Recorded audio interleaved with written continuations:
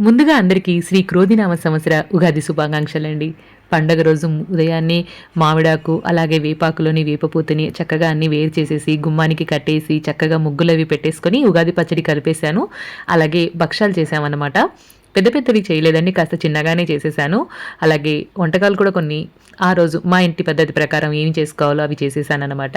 చక్కగా దేవుడినది అంతా కడిగేసి, పూజ చేసేసుకున్న తర్వాత అమ్మవారికి అష్టోత్తరం అది చేసేసి, అమ్మవారికి చేస్తున్నటువంటి నైవేద్యం అనమాట ఇది.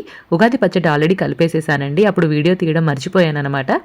సో, భక్షాలు చేసుకున్న తర్వాత ఉగాది పచ్చడి, పప్పు, అలాగే మామిడికాయ చిన్న చిన్న పీసెస్ కట్ చేసి పచ్చడి పెడతాం కదా! అది, మామిడికాయ చిత్రాన్నం, అలాగే మునక్కాయల రసం, పెరుగు, పప్పు భక్షాలు కూడా చేసేసానండి. సో, ఉగాది పచ్చడిని చక్కగా ఎంజాయ్ చేసాం పూజ అది అయిపోయాక. ఫస్ట్ ఉగాది పచ్చడి తీసుకునేటప్పుడు చెప్పుకునే శ్లోకం అది చెప్పుకొని, ఆ తర్వాత మా లంచ్‌ని మేము ఫినిష్ చేసేసామనమాట. అమ్మవారికి పూజ చేయడం మాత్రం చాలా ప్రశాంతంగా అనిపించిందండి.